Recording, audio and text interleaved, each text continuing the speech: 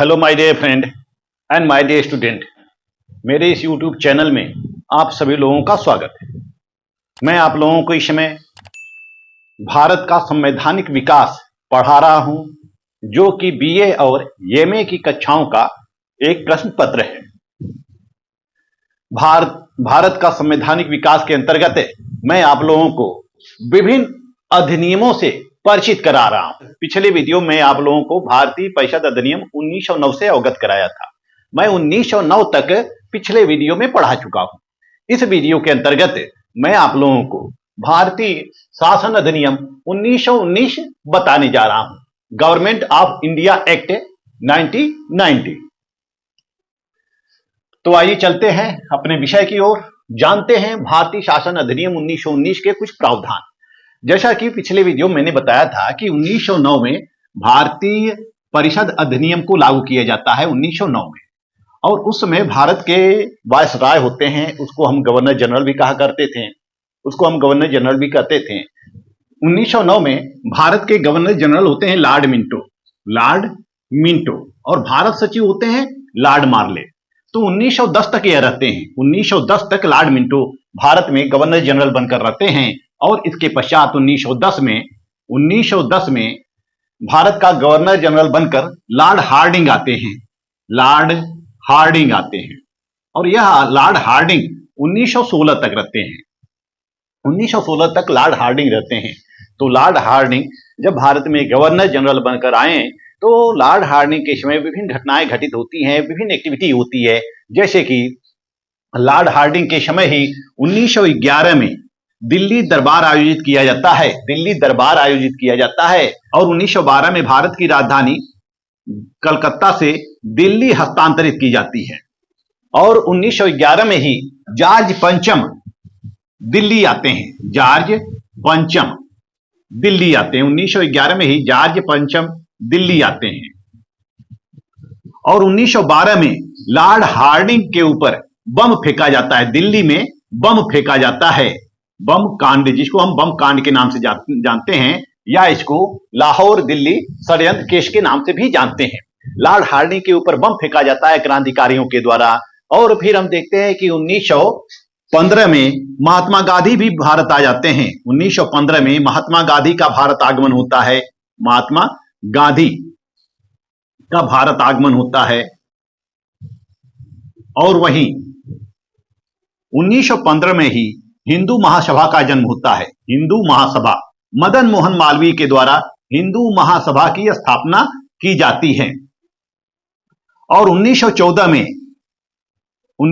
में तिलक रिहा हो जाते हैं, तिलक को रिहा कर दिया जाता है। जैसा कि 1908 में तिलक के ऊपर राजद्रोह का मुकदमा कायम किया जाता है, और उनको मांडले जेल भेज दिया जाता है, मांडले जो कि वर्मा में पड़ता है, और 6 वर्षों की इनको सजा हो जाती है तिलक को। फिर तिलक 1914 में बाहर आते हैं, जेल से बाहर आते हैं।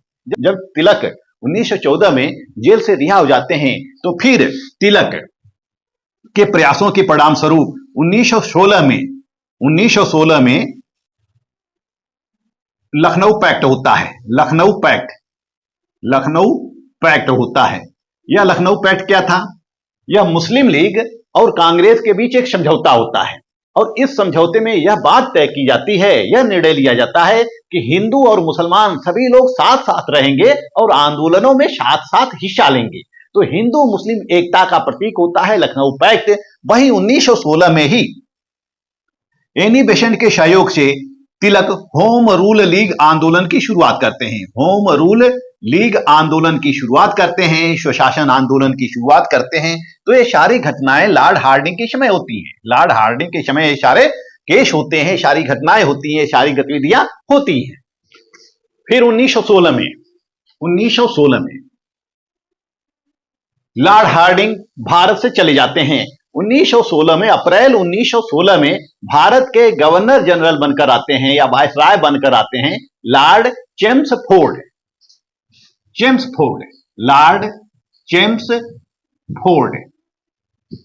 भारत के गवर्नर जनरल बनकर आते हैं 1916 में। जब 1916 में लॉर्ड चेम्सफोर्ड भारत का गवर्नर जनरल बनकर आते हैं, और जब लॉर्ड हार्डिंग भारत का गवर्नर जनरल बनकर आते हैं, तो भारत के प्रशासन को यह नियंत्रित करने लगते हैं और उसमें क्रांतिकारी मूवमेंट भी चलते रहते हैं, क्रांतिकारी गतिविधियां भी चलती रहती हैं। तो जब क्रांतिकारी गतिविधियां चलती रहती हैं तो क्रांतिकारियों को दमन करने के लिए विभिन्न कानून बनाए जाते हैं, विभिन्न अधिनियम बनाए जाते हैं। जैसे 1917 का रौलट एक्ट बनाया जाता है, जिसको 1918 में पारित किया जाता है। और इस रौलट एक्ट के विरुद्ध काफी रोष उत्पन्न होता है, जगह जगह हड़तालें होती हैं, धरना होता है, प्रदर्शन होता है, सरकार के विरुद्ध नारेबाजी होती है। और फिर हम देखते हैं कि जैसा कि 1916 से ही 1916 में होम रूल लीग आंदोलन शुरू हो गया था, तो लॉर्ड चेम्सफोर्ड के समय होम रूल लीग आंदोलन अपने चरम पे पहुंचने लगता है। स्वशासन आंदोलन, स्वशासन की मांग होने लगती है, स्वराज की मांग होने लगती है कांग्रेसियों के द्वारा, भारतीय नेताओं के द्वारा। और भारतीय नेताओं ने यह मांग की कि शासन में हमारी भागीदारी हो, शासन में हमारी भागीदारी हो, शासन में भारतीयों की भागीदारी हो। तो इस तरह से विभिन्न आंदोलन शुरू होते रहते हैं। कहीं क्रांतिकारियों के द्वारा आंदोलन किया जाता है, कहीं कांग्रेसियों के द्वारा आंदोलन किया जाता है, कहीं जनता के द्वारा आंदोलन किया जाता है, यानी कि प्रबुद्ध वर्ग के द्वारा यह आंदोलन किया जाता है कि शासन में हमारी भागीदारी हो, अंग्रेजों को शासन में हमारी भागीदारी सुनिश्चित करना चाहिए। और फिर जैसा कि 1915 में महात्मा गांधी आते हैं, तो चेम्सफोर्ड के समय ही 1917 में महात्मा गांधी के द्वारा आंदोलन शुरू किया जाता है। और यह छोटा छोटा आंदोलन होता है। पहला आंदोलन उन्होंने कहां शुरू किया? चंपारण में शुरू किया, फिर खेड़ा में शुरू किया, फिर 1918 में अहमदाबाद में शुरू किया। यह 3 छोटे छोटे आंदोलन होते हैं महात्मा गांधी के द्वारा। और महात्मा गांधी प्रथम विश्व युद्ध के दौरान ब्रिटिश सरकार की काफी उन्होंने सहायता भी की थी। और 1918 में यह प्रथम विश्व युद्ध समाप्त हो जाता है। 1918 में प्रथम विश्व युद्ध समाप्त हो जाता है और 1919 में वर्साय की संधि होती है। तो जब चेम्सफोर्ड के शासनकाल में आंदोलन चलता रहता है, तो उसमें भारत के सचिव होते हैं। सचिव कौन होते हैं? मॉन्टेग्यू सचिव, मॉन्टेग्यू होते हैं, मॉन्टेग्यू, लॉर्ड मॉन्टेग्यू भारत के सचिव होते हैं। चेम्सफोर्ड भारत के गवर्नर जनरल होते हैं और सचिव मॉन्टेग्यू होते हैं। तो जब चेम्सफोर्ड के शासनकाल में स्वशासन प्राप्त करने के लिए, स्वराज प्राप्त करने के लिए आंदोलनकारियों के द्वारा विभिन्न आंदोलन चलाए जाते हैं और भारत में उत्तरदायी शासन की मांग की जाती है, उत्तरदायी सरकार की मांग की जाती है। विभिन्न मांगों को देखते हुए जो चेम्सफोर्ड होते हैं और मॉन्टेग्यू होते हैं, यह फिर 1917 में मॉन्टेग्यू के द्वारा घोषणा की जाती है, जिसको हम मॉन्टेग्यू घोषणा के नाम से जानते हैं। मॉन्टेग्यू घोषणा के नाम से जानते हैं। 1917 में मॉन्टेग्यू के द्वारा घोषणा की जाती है और मॉन्टेग्यू यह घोषणा करते हैं कि भारत में शीघ्र ही एक उत्तरदायी शासन की स्थापना की जाएगी, उत्तरदायी सरकार की स्थापना की जाएगी और भारतीयों को उनका अधिक से अधिक हक दिया जाएगा, अधिक से अधिक प्रतिनिधित्व दिया जाएगा।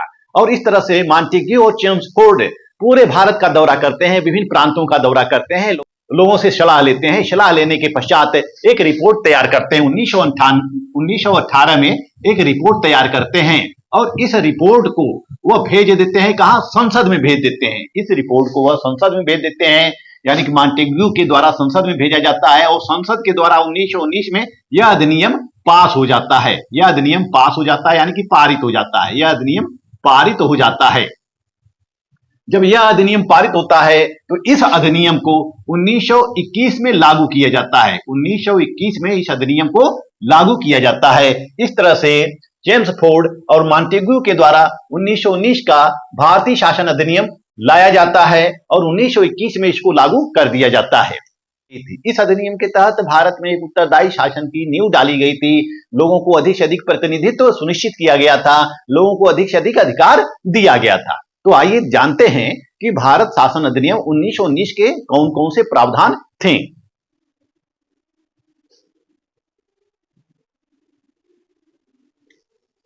भारतीय शासन अधिनियम 1919 के प्रमुख भारतीय शासन अधिनियम 1919 के प्रमुख प्रावधान। पहला प्रावधान क्या था? पहला प्रावधान था कि 1793 में जो अधिनियम बना था, उस अधिनियम के अंतर्गत भारत सचिव का खर्च भारत से दिया जाता था, यानी कि भारतीयों के द्वारा या भारत सरकार के द्वारा वहन किया जाता था। भारत सचिव का खर्च भारत सरकार के द्वारा वहन किया जाता था, यानी कि भारतीय राजकोष से दिया जाता था। लेकिन अब इस अधिनियम के अंतर्गत 1919 के भारतीय शासन अधिनियम के अंतर्गत अब भारत सचिव का खर्च ब्रिटिश सरकार के द्वारा देना सुनिश्चित किया गया। अब खर्च किसने देना शुरू किया? ब्रिटिश सरकार के द्वारा। पहला पॉइंट इसको नोट कीजिए कि 1793 के अंतर्गत भारत सचिव का खर्च भारत के राजस्व से दिया जाता था, परंतु भारतीय शासन अधिनियम 1919 के तहत भारत सचिव का खर्च अब ब्रिटिश सरकार से दिया जाने लगा। पहला अधिनियम यह था। दूसरा अधिनियम यह था कि जो भारत सचिव का परिषद होता था, जिसको हम भारत परिषद के नाम से जानते हैं, भारत परिषद की सदस्य संख्या बढ़ाई गई और इसमें कम से कम 8 की गई और अधिक से अधिक 12 की गई, यानी न्यूनतम संख्या 8 की गई और मैक्सिमम संख्या 12 की गई। और इस भारत सचिव की सहायता के लिए एक हाई कमिश्नर की नियुक्ति की गई। भारत सचिव की सहायता के लिए एक हाई कमिश्नर की नियुक्ति की गई। यह कंपटीशन में पूछे जाते हैं कि हाई कमिश्नर की नियुक्ति किस अधिनियम के अंतर्गत की गई थी। भारत सचिव की सहायता देने के लिए हाई कमिश्नर की नियुक्ति किस अधिनियम के अंतर्गत की गई थी? हाई कमिश्नर की नियुक्ति 1919 के भारतीय शासन अधिनियम के अंतर्गत की गई थी। अब तीसरा, पहले महिलाओं को मताधिकार प्रदान नहीं किया गया था, लेकिन इस प्रावधान के अंतर्गत भारतीय शासन अधिनियम 1919 के अंतर्गत भारतीय महिलाओं को भी मताधिकार प्रदान किया गया। भारतीय शासन अधिनियम 1919 के तहत अब महिलाओं को भी मताधिकार प्रदान किया गया। पहले महिलाओं को मताधिकार प्राप्त नहीं था, लेकिन जब से निर्वाचन की पद्धति प्रारंभ हुई, अप्रत्यक्ष निर्वाचन की पद्धति प्रारंभ हुई, तब से पुरुषों के साथ साथ महिलाओं को भी मताधिकार प्रदान किया गया। और नेक्स्ट प्रावधान यह था कि अब 1909 के भारतीय शासन अधिनियम के अंतर्गत मुस्लिमों के लिए पृथक निर्वाचन प्रणाली की स्थापना की गई थी, परंतु इस अधिनियम के अंतर्गत अब सिखों को, ईसाई को भी अलग से प्रतिनिधित्व दिया गया। पृथक निर्वाचन पद्धति प्रारंभ की गई, यानी कि 1919 के भारतीय शासन अधिनियम के अंतर्गत सिख और ईसाइयों को भी अलग से प्रतिनिधित्व दिया गया। इनके लिए भी सीटें आरक्षित की गई। पहले 1909 के शासन अधिनियम के अंतर्गत, 1909 के भारतीय शासन अधिनियम के अंतर्गत केवल मुस्लिमों को आरक्षण दिया गया था, मुस्लिमों को अलग से प्रतिनिधित्व प्रदान किया गया था। लेकिन 1919 के भारतीय शासन अधिनियम के अंतर्गत सिखों, ईसाइयों और अन्य अल्पसंख्यकों के लिए भी अलग से निर्वाचन की व्यवस्था की गई, पृथक निर्वाचन प्रदान किया गया।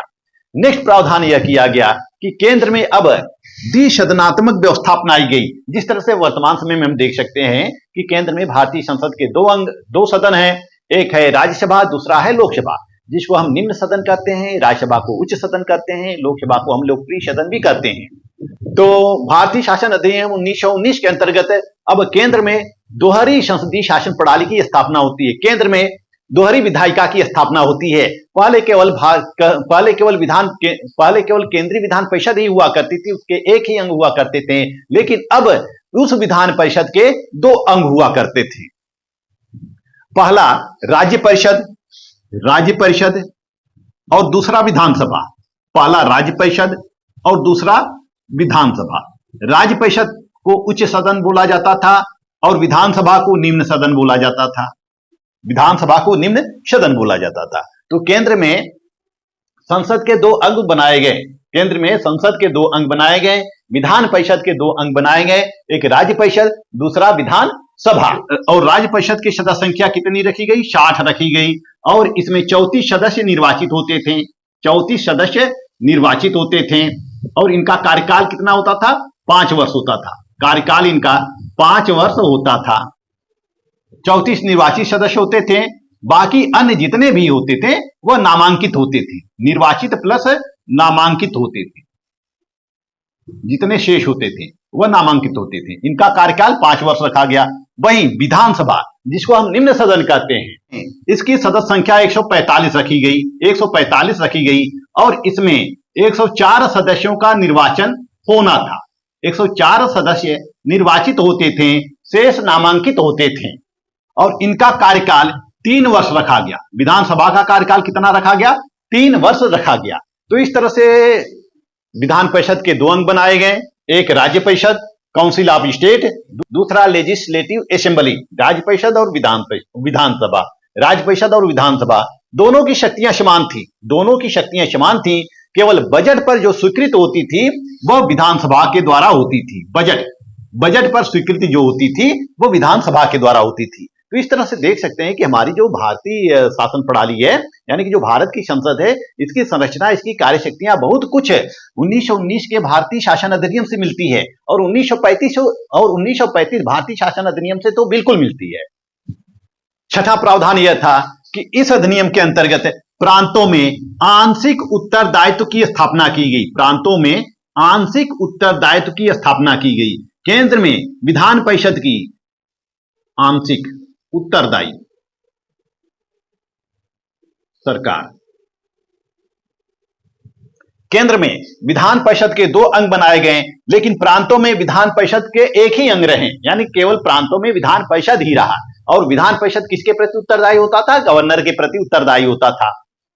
और प्रांतों में जो विधान परिषद होती थी, उन प्रांतों की विधान परिषद की सदस्य संख्या भी बढ़ाई गई, न्यूनतम सदस्य संख्या निर्धारित की गई। और प्रांतों में जो विधान परिषद हुआ करती थी उनकी सदस्य संख्या भी बढ़ाई गई और उनकी न्यूनतम संख्या निर्धारित की गई। जैसे बंबई में 111 किया गया, बंबई में विधान परिषद की सदस्य संख्या 111 किया गया, मद्रास में 188 किया गया, बंगाल में 125 किया गया, यूपी में 118 किया गया, पंजाब में 83 किया गया और बिहार और उड़ीसा में 98 किया गया, मध्य प्रदेश और बरार में 70 किया गया, आसाम में 53 किया गया और वर्मा में 92 किया गया। तो इस तरह से देखते हैं कि जितने भी प्रांत होते हैं उस समय 1919 के समय जितने भी भारत के प्रांत होते थे और प्रांतों में जो विधान परिषद होती थी, विधान परिषदों की सदस्य संख्या बढ़ाई गई और उनके न्यूनतम सदस्य संख्या का निर्धारण किया गया। 7वां प्रावधान यह किया गया कि जो विधान परिषद होती थी, विधान परिषद, इस विधान परिषदों में 70% सदस्य निर्वाचित होते थे और 20% से अधिक सदस्य सरकारी नहीं हो सकते थे। सरकारी सदस्यों की संख्या कम से कम रखी गई। सरकारी सदस्यों की संख्या कम से कम रखी गई और 70% सदस्यों का निर्वाचन सुनिश्चित किया गया। बाकी सदस्य नॉमिनेटेड होते थे, बाकी सदस्य नामांकित होते थे। तो इस तरह से हम देखते हैं कि भारतीय शासन अधिनियम के अंतर्गत प्रांतों में विधान परिषद की स्थापना की गई, प्रांतों में विधान परिषदों की सदस्य संख्या में वृद्धि की गई और विधान परिषदों में अधिक से अधिक सदस्यों का निर्वाचन तय हुआ। पहले अधिक से अधिक सदस्यों का नामांकन होता था, यानी कि वह नामजद होते थे, लेकिन अब इस अधिनियम के द्वारा अधिक से अधिक सदस्यों का निर्वाचन होना सुनिश्चित हुआ और यह सुनिश्चित किया गया कि 20% से अधिक सरकारी सदस्यों का नामांकन विधान परिषद में नहीं किया जाएगा, यानी कि विधान परिषद में 20% से अधिक सरकारी सदस्य नहीं होंगे। 8वां प्रावधान यह किया गया कि इस अधिनियम के अंतर्गत अप्रत्यक्ष निर्वाचन प्रणाली अपनाई गई, यानी कि निर्वाचन तो होता था लेकिन डायरेक्ट जनता के द्वारा नहीं होता था, विभिन्न संस्थाओं के द्वारा होता था, विभिन्न संघों के द्वारा होता था, विभिन्न स्वशासित संस्थाओं के द्वारा होता था और वे ही व्यक्ति वोट दे सकते थे जिनकी एक निश्चित आय होती थी, यानी मतदाता की योग्यता क्या निर्धारित की गई थी? आय निर्धारित की गई थी और वह सरकार को कर देते हों, जो सरकार को कुछ न कुछ कर देते हों, वही लोग मतदान कर सकते थे। 9वां प्रावधान यह किया गया कि जैसा कि सांप्रदायिक निर्वाचन की पद्धति प्रारंभ होती है, 1909 के अधिनियम के अंतर्गत मुस्लिमों के लिए पृथक निर्वाचन की व्यवस्था की गई और 1919 के भारतीय शासन अधिनियम के अंतर्गत सिखों, ईसाई इत्यादि अल्पसंख्यकों के लिए अलग निर्वाचन की व्यवस्था की गई। लेकिन अब विभिन्न संघों को भी चुनाव में भाग लेने का अधिकार दिया गया। विभिन्न संघों को भी निर्वाचन का अधिकार दिया गया और जो विभिन्न प्रतिनिधि निर्वाचित होते थे वह विभिन्न संघों से विभिन्न संघ होते थे। जैसे विश्वविद्यालय संघ होता था, चैंबर ऑफ कॉमर्स होता था, जमींदारों का संघ होता था, व्यवसायियों का संघ होता था, खानों का संघ होता था, खान के मालिक जो होते थे उनका संघ होता था, और मिल मालिकों के संघ होते थे। तो इन सभी संघों के द्वारा प्रतिनिधि निर्वाचित करने की व्यवस्था प्रारंभ हुई, यानी कि विभिन्न संघों के माध्यम से अब विधान परिषद में सदस्यों का चुनाव प्रारंभ होता है। तो विभिन्न संघों को भी अधिकार दिया जाता है कि वह अपने प्रतिनिधि विधान परिषदों में भेज सकते हैं। 10वां प्रावधान यह किया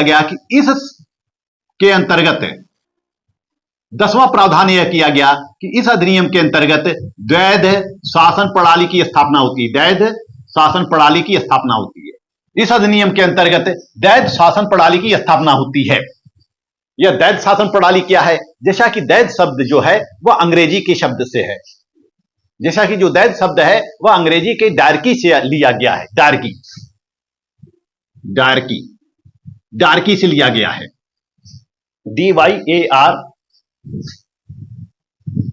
DYARCHY, डार्की। इस डार्की का अर्थ होता है दो व्यक्तियों का शासन, दो शासकों का शासन। इस डायरकी का अर्थ होता है दो शासकों का शासन। तो 1919 के भारतीय शासन अधिनियम के अंतर्गत प्रांतों में द्वैध शासन व्यवस्था की स्थापना हुई और द्वैध शासन व्यवस्था का प्रारंभ किया गया। जो प्रांत के विषय थे उन विषयों को दो कोटि में बांट दिए गए थे। पहला कोटि था संरक्षित विषय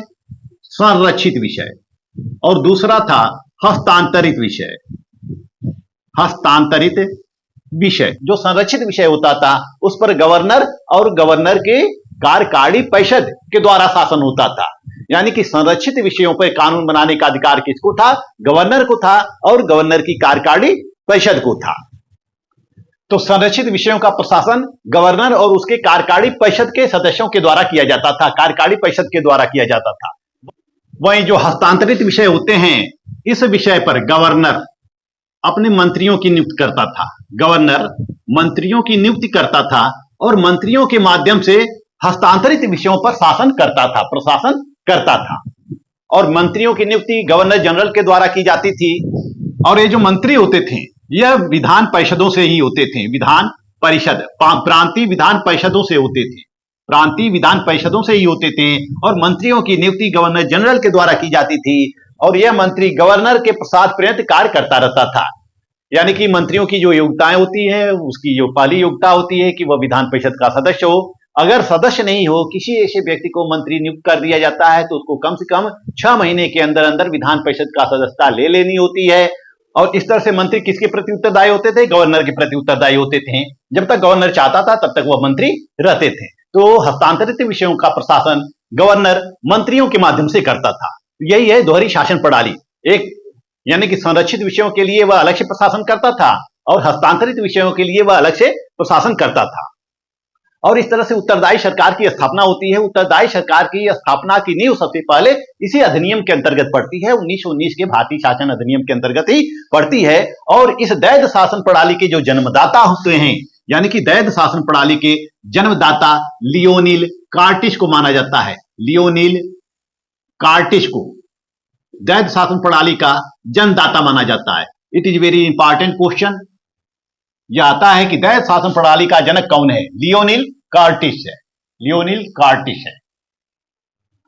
तो इस तरह से प्रांतों में द्वैध शासन प्रणाली की स्थापना होती है। इस टाइप के भी क्वेश्चन आ सकते हैं कि प्रांतों में द्वैध शासन प्रणाली की स्थापना कब की गई? भारतीय शासन अधिनियम 1919 के अंतर्गत की गई थी। अब इग्रामा देखते हैं। इग्रामा, इस भारतीय शासन अधिनियम 1919 के अंतर्गत भारत में एक लोक सेवा आयोग की नियुक्ति की गई। लोक सेवा आयोग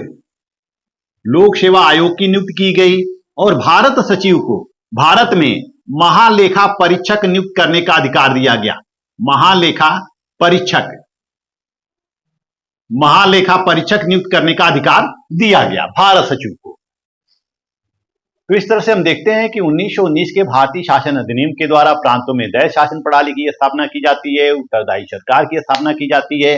केंद्र में जो विधायिका होती है द्विसदनी बनाई जाती है। एक होती है राज्य परिषद और दूसरी होती है विधानसभा।